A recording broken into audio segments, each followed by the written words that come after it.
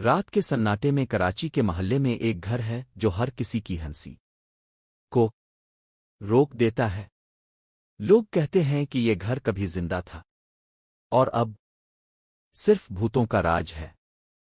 ایک پرانی دیوار جو چہرے جیسی دراڑیں دکھاتی ہے، وہاں سے رات کے اندھیرے میں آوازیں نکلتی ہیں، آوازیں جو آپ کو خاموش کر دیتی ہے اور سانس روک دیتی ہے۔ کچھ لوگ کہتے ہیں اگر آپ رات کے 12 بجے کے بعد وہاں سے گزر جائیں تو آپ کو اپنے پیچھے کوئی نہ کوئی سایہ محسوس ہوگا، اور اگر آپ ڈرے تو وہ سایہ کبھی چھپ کے نہیں جاتا۔ یہ گھر اب ویران اور خوفناک ہے، لیکن ایک بار اگر آپ اندر گئے تو آپ کا سفر واپس کبھی ویسا نہیں ہوگا۔ دھیان رکھو، ہر قدم، ہر سانس، ہر خوف کا حصہ ہے اس کہانی کا۔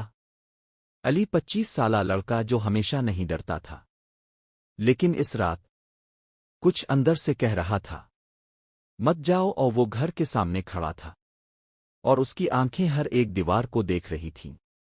دیواروں پر پرانی پینٹ کے ٹکڑے گر رہے تھے اور کچھ لکھا تھا جو پہلے کسی نے نہیں دیکھا تھا، یہاں سے مت جاؤ۔ اور لیکن علی کے اندر تجسس زیادہ تھا، ڈر سے زیادہ۔ وہ دھیرے دھیرے پرانے دروازے کی طرف بڑھا۔ دروازہ جڑک کے کھلا اور ایک ٹھنڈی ہوا اس کے چہرے پر لگی۔ قدم، قدم، قدم۔ اندر کھڑکی کے شیشے خود بخود ٹھٹر رہے تھے۔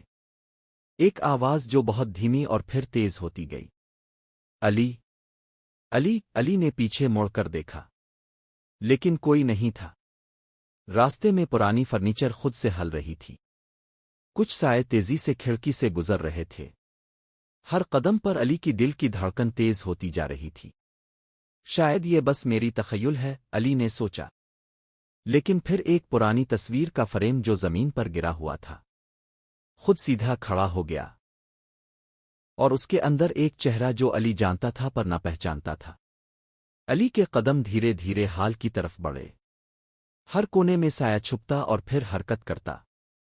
ایک کونا ایسا تھا جہاں دیوار پر خون کی طرح سرخ لکیر تھی، لیکن قریب جا کے دیکھا تو صرف پرانا رنگ تھا، لیکن نظر میں وہ سرخ لگ رہا تھا۔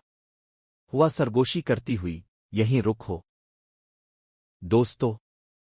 اگر آپ کو یہ کہانی پسند آ رہی ہے تو سبسکرائب کرنا نہ بھولیں، یہیں دھیرے دھیرے راز کھلنے والے ہیں۔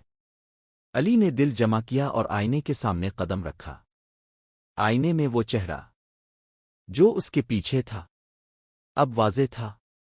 یہ وہ سایہ تھا جو ہمیشہ گھر میں رہتا تھا اور اب علی کے سامنے تھا۔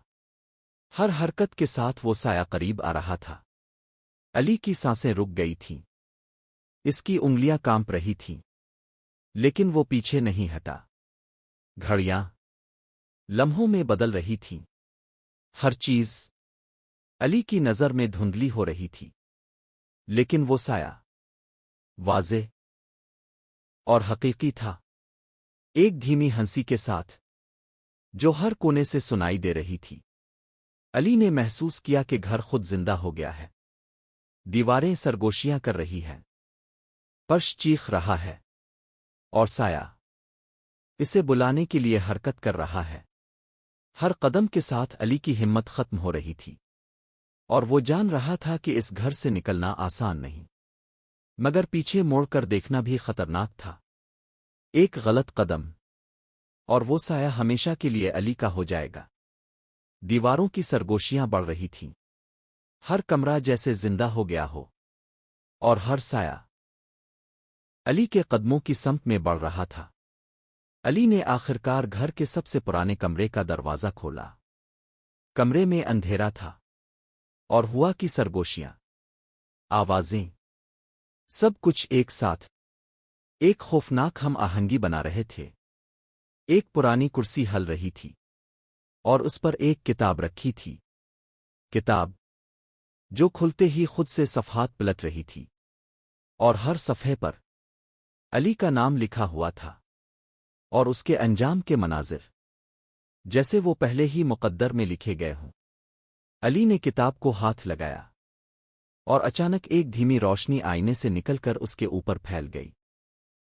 سایہ اب سیدھا اس کے سامنے تھا، اور ایک آواز بولی، اب تم ہمیشہ ہمارے ساتھ رہو گے۔ علی کے کانپتے ہوئے جسم نے ایک آخری قدم بڑھایا، اور سب کچھ اندھیرے میں غائب ہو گیا۔ گھر نے پھر سکون حاصل کیا، لیکن اب بھی وہ آوازیں، سرگوشیاں اور سائے رات کے سناٹے میں اپنے شکار کے انتظار میں موجود تھے۔